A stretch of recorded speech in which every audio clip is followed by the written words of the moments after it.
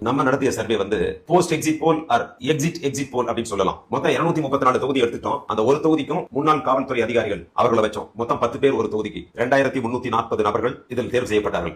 ஒவ்வொரு நபரும் ஒவ்வொரு தொகுதியிலும் 100 நபர்களை சந்திக்க வேண்டும். அந்த 100 நபர்களும் பல்வேறு சமூகத்தினர், இளைஞர்கள், முதியோர்கள், பெண்கள் இப்படின்னு சொல்லி எல்லா கேட்டகரிஸும் அவங்க எடுத்து மீட் பண்ணாங்க. இந்த மீட் பண்ணதுல மொத்தம் தமிழ்நாட்டில் 2,34,000 நபர்கள் இந்த 2340 முன்னாள் காவல்துறை அதிகாரிகள் அவர்களை சந்தித்து அவருடைய கருத்துக்களை கேட்டார்கள். அவங்க கேட்கிறப்போ அவங்க சொன்ன தகவல்கள் மிகவும் ஆச்சரியமா இருந்துச்சு. இதுல கிளியரா சொல்ல போனா மொத்தம் 4.88 கோடி வாக்காளர்கள் இருக்கிறாங்க. இந்த 4.88 கோடி வாக்காளர்களும் 2,27,00,000 குடும்பங்களிலிருந்து ஓட்டு போட்டிருக்கிறார்கள். மொத்தம் நம்முடைய தமிழ்நாட்டில் ரேஷன் அட்டை இருக்கிற வீடுகள் 2,27,00,000. இந்த 100 நபர்கள் கிட்டத்தட்ட 40 குடும்பங்கள் ஒவ்வொரு தொகுதியிலும் இந்த சர்வே செய்த முன்னாள் காவல்துறை அதிகாரிகள் தொடர்பு கொண்டனர். அதுல அவங்க கேட்கிறப்போ நம்ம ஓவரா இந்த டேட்டா எல்லாம் எடுத்து அனலைஸ் பண்ணி ChatGPT, அப்புறம் வந்து ஆந்த்ரோபிக் கிளாட், இப்படி பல்வேறு ஆர்டிபிஷியல் இன்டெலிஜென்ஸ் டூல்ஸ், அப்புறம் வழக்கமான நம்முடைய அந்த ஸ்டாட்டிஸ்டிக்ஸ் அதனுடைய டூல்ஸ் இதெல்லாம் பயன்படுத்தி அனலைஸ் பண்ணதுல கிட்டத்தட்ட 41% டிவிகே கட்சிக்கு வாக்களித்திருப்பதாக சொல்கின்றார்கள். இதுல என்ன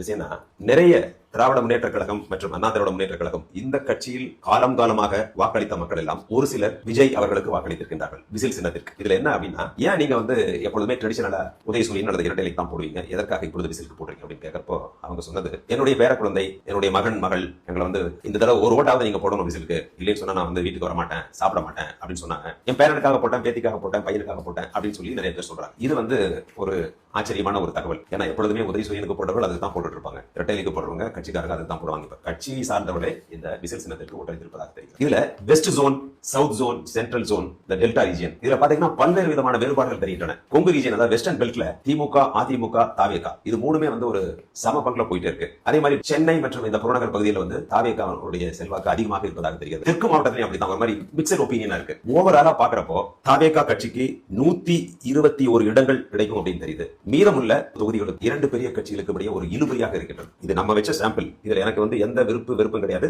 ஸ்டாட்டிஸ்டிக்ஸ் என்னவோ அதை தான் சொல்றேன். இதுதான் நிலவரம்.